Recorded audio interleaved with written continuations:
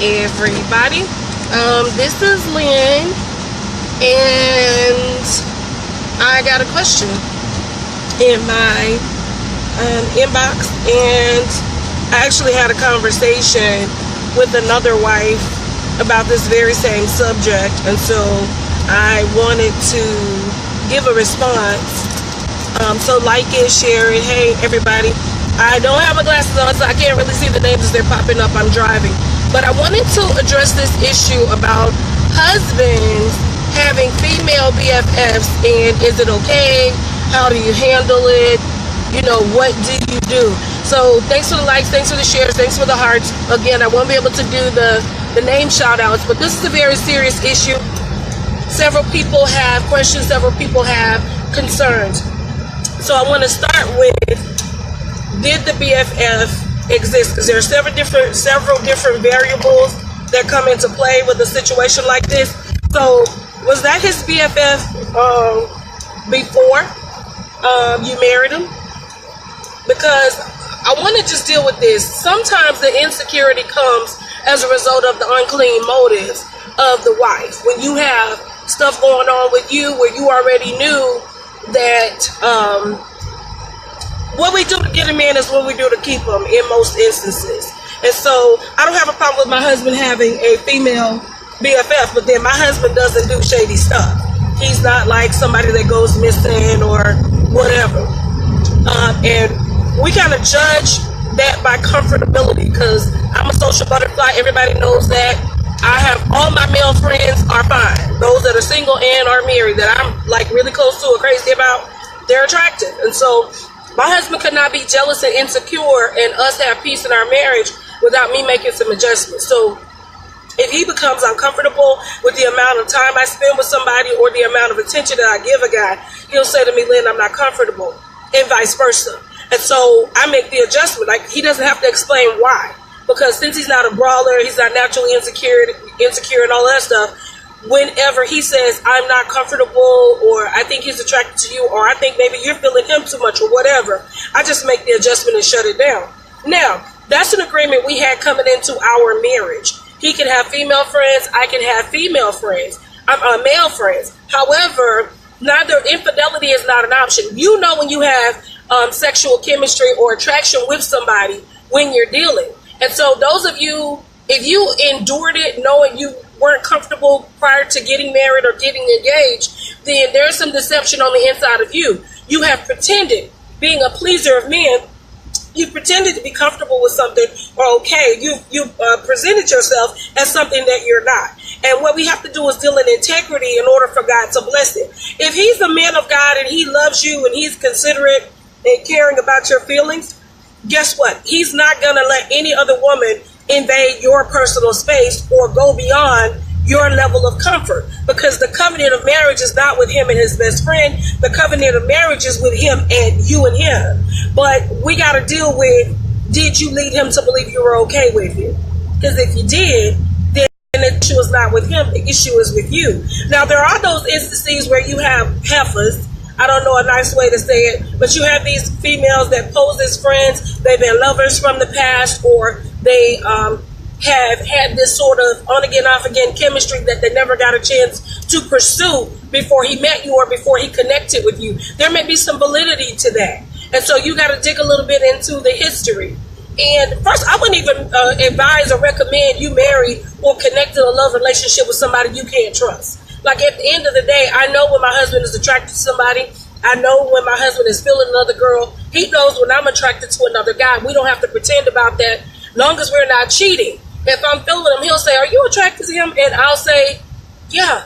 And he's like, okay, watch the hugs, watch the this, watch the that. He'll coach me through being where I need to be mentally and emotionally to keep me safe from the situation with that guy. Because sometimes when we have chemistry, our guards fall down, and we don't really know that, you know, we're sending signals that doors are open or whatever. And so if you don't have a relationship with your husband or your wife where you can be honest, you'll end up falling into a trap. That's the reason why I talk to my husband about attractions to other guys. That's why he talks to me about attractions with other girls. Now, if you're one of those Christian people, you're so deep, your husband or your wife is the only attractive person on earth, then, you know, this video is not for you. But my husband is fine, but he's not the only fine man in the world, and he's not the finest man that I've seen.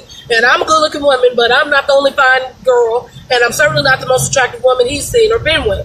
And so, since we live in a real world and we eliminate a lot of the foolery by just keeping it real and keeping it honest, when my husband has had sex dreams about, I've had sex dreams about two guys. One time I had a sex dream about the guy that was our pastor at that time. And Lord knows he's not my type. He's like really, really short, got wandering eyes, all this other stuff. But because he was a man of authority, and because he dressed nice, and because he had integrity with God, that drew me in emotionally. I was attracted to, the lion that was in him. And so as I started talking to my husband about it, I didn't even realize I was attracted sexually to a man that was supposed to be a father to me.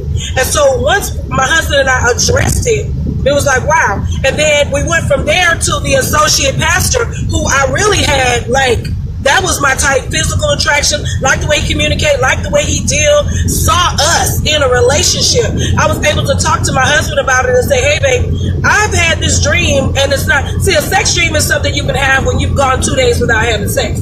You're horny, your libido's high, you're in close proximity with the person, you can have an attraction. You can minimize that. But when you start having relationship dreams, that's when you may be developing an ungodly soul tie. And I didn't come on here today to talk about this, but I want to deal with these women who are insecure over who the man may be fascinated with or intrigued by or dreaming over, but has no intentions of leaving you or cheating on you with. And so I was close friends with the other guy who was a pastor at that church. And I was close with his wife. We ended up having a conversation. What says to me, I'm attracted to your husband, or she had said something to her husband that she was attracted to my husband as well. We laughed it off, and then the attraction went away. Thank God. But at first, when he would touch me, I would be like, oh. So my husband was like, well, you got to tell him, because it's not like he's trying to go bed with you or you're trying with him. And when I told him, he didn't trip. His head didn't get all big like, ooh, she's wanting me. He's like, my sister's in trouble. She's got a flesh issue. Let me help her through it. And so as believers, we got to be in that place. And so women, if your husband has a female BFF that you're uncomfortable with, create an environment where he can come completely out of the hidden place, secrecy, and tell you exactly what he feels about her.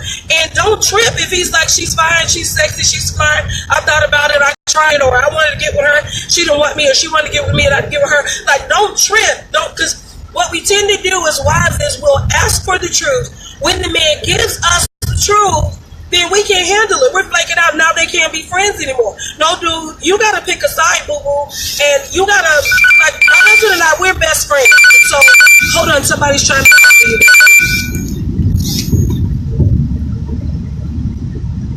Okay, my husband and I, we're best friends first. And so, I don't have to pretend with him. He knows how I am sexually. I know how he is sexually. So, both of us put safeguards in place since we had sex before marriage, which may be another issue that you're facing. Because sex before marriage between two Christians invites insecurity into the marriage. You already know if they will whore and cheat on God with you, they will whore and cheat on you with somebody else. Hands down, no question about it. If you're not comfortable with that truth, then go ahead and live in your denial. But that was my truth. That was my reality. So my husband and I had a real conversation about it. Long story short, he had two females that were friends with him when we got together that I was uncomfortable with, but because I had used lust and sexual persuasion to lure him in bed prior to us getting married, of course, if he fell for my temptations and my seductions, of course, in my mind, in my heart, he will fall for those with another woman. And so if that's who you are, keep it real with yourself. Repent like I did. Keep it real. Ask God to forgive you and then come clean. I had to lay all of my motives out there. I had to just keep it real with my husband. Come to find out, when I was laying it out there with him, he was like, you just thought that you were laying out bait for me. He was like, I was attracted to you. I was feeling you. I was wanting this. He was like, at the end of the day, I wanted those advances to happen. He was like, I just didn't want them to happen outside of the will of God. So that's what made it difficult for me to resist. So you guys have to have a strong, serious, honest conversation about the part which is demonic and the part which is divinely influenced as it relates to your direct behavior. That's the first part. Here's the second part. Sit down with him first. Don't trip out, don't flake out on the girl, but don't pretend that you're okay with your husband having lunch with old girl when you're not, and him going on trips or whatever, vacations or whatever, when you're not, because deception is thin. I don't care what people think. Anybody knows me knows I'm not naturally an insecure person, but there's certain things you can't do. That little bug-eyed, bow-legged man of mine, I'm not going to pretend, and I'm not going to make it sweet. He knows what the lines are, and as long as he doesn't cross them, I usually don't approach women about my husband. You have to really, really, really go way too far. So I wouldn't recommend that you say anything to her, and definitely don't speak to him in a negative way about somebody that he loves. But go to great lengths to get all of the history about that relationship. A really good movie, that movie Brown Sugar, is a really good movie to watch with him, and then have a discussion about it if he's got a female girlfriend.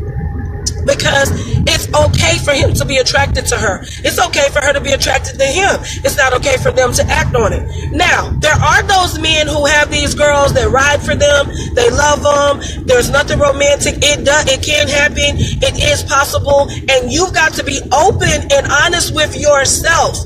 Oh God, if you can't even handle that, don't pretend. Don't enter into a relationship with a man discussing marriage, having babies, having sex, developing these soul ties, leading him to believe that you're ride or die in an area that you can't even walk across the street in. Like, no. Like, what's really killing us and killing marriages, especially in the body of Christ, is that silent deception. You don't want to fight. I don't want to fight. I don't want to nag him. Nah, bro, but I don't want to live my life insecure. My husband's gone. I sleep in peace. I don't have to wonder, it's like he land up with some girl, or is he having inappropriate conversations or any of that, because we talk about all of that, and I don't trip out when he comes to me about stuff that's uncomfortable. Am I uncomfortable with it? Yes. That's okay. So now, if you have a girl that's disrespectful, now y'all know I use television and movies because that's how God ministers to me. So those that watch Black Ink Crew Chicago, those that follow, Ford's got this girl posing as her cousin. That's a situation some of you are dealing with. People that are posing to be family members, or posing to be something that they're not. You have to deal with that directly. Don't disrespect her. Don't fight her. Don't curse and do all of that. The Spirit of Christ is in us, and we can win even those. Because I pray, heifers that pursue my husband, I don't send them away. Get away from my man. How is she going to be delivered if you send her away? Come on, somebody. You are her answer. You are Moses, her deliverer. So you have to show her love and coach her through the process of attracting her own guy. But a lot of times they don't have the self-esteem, the self-confidence, or the self-worth. They don't know their value. So you need to befriend them. Those of you that are foolish, I don't want to be friends with her, and they said, you a fool. You stupid. Let me let you know right now, you are extremely unwise. Don't listen to that foolishness about, don't let them get close to you. You keep your friends close, but you keep your enemies closer. Just like she's learning information about you, you need to be in a position to learn information about her. Guess what? You already have him. He already chose you. Speak to that insecurity and cast it down. Because at the end of the day, if a man wants to cheat, there's nothing you're going to be able to do to stop him from cheating. And bread is better. It's secret. It's sweeter when you eat it in secret. But there's some bitterness and some rottenness to the belly and the bones that's going to come as a result of it. So you let prayer become your best friend in this season. Remind yourself of those vows, especially if he's like, man, you tripping. And he's not disappearing. Money's not missing. There's no shady behavior on his part. She's doing shady stuff. Then you give him the opportunity to check his friend. That's the first thing. Second thing is get counseling. If you have spiritual leaders and you try to talk to him and he can't see it and you're uncomfortable and he doesn't want to make the move, don't proceed, especially if you're not married. Let him know, babe, I got an issue and it's bothering me and I want us to be solid. I want us to be tight. I want us to be on the same page, and I need to know how you think I should handle it. And then he's, of course, is more likely, if he loves you, he's going to be like, what's bothering you? Well, I have a situation. Really, I'm uncomfortable with your friend, but I'm not trying to break up your friendship. And then he's, but I don't know how to process all of it. I'm not used to being in a relationship where there's another female sharing my man's space, my man's heart, or my man's attention. And let him break down the details of that relationship to you. Now, if brother man comes out of his mouth wrong or sideways, take that as a red flag and pump the brakes.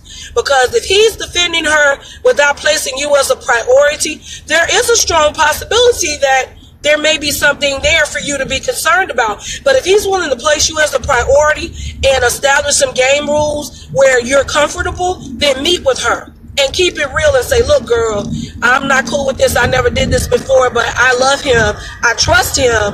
And he's willing to put this thing in proper context and proper priority. So what I want to do is establish some game rules so that you feel respected as his friend, I feel respected as his wife, because I'd really be more comfortable if we were all friends. He shouldn't have any female friends that you don't know or that you can't participate with or that you can't connect with, and you can't be around when they're talking, you can't be around when they're going to eat. The devil is a liar, because accountability is a high priority in the ministry of marriage. If you can't be around, then absolutely be uncomfortable and absolutely make it known to him that that's not gonna fly. If he still wants that, then perhaps maybe he should be married or in a relationship with the best friend. You're gonna be tormented, you're gonna be frustrated, you're gonna be extremely uncomfortable. If he says, let's sit down because I do love her, but she's not more important than you, then sit down with her and say, look, when you guys hang out together, it needs to be us. You guys don't need to even have any conversations that I can't listen in on. 9 times out of 10,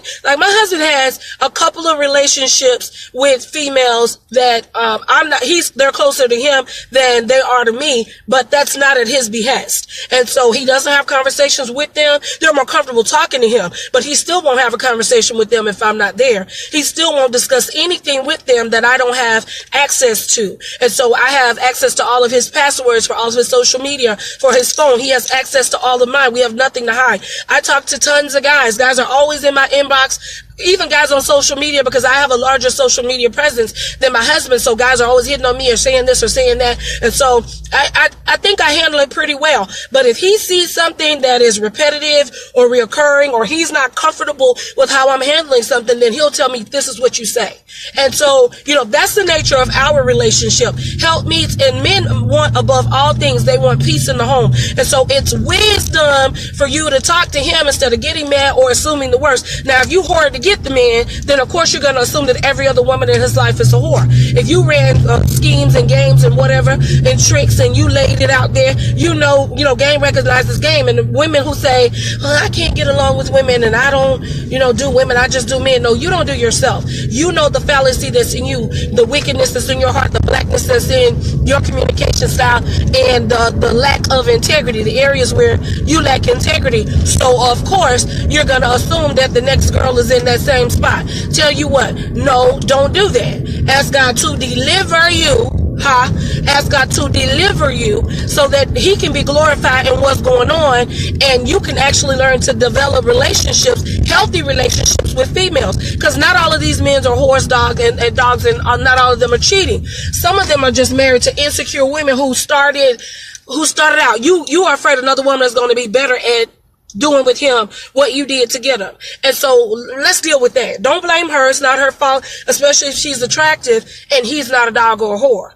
Check you first. Now, if that's not the case and it's crazy and you're uncomfortable and you don't want to talk to him, you may not need to be getting married to him. If you're already married to him, then you don't need to be married to somebody that you're not comfortable talking to. So have a maybe counseling to get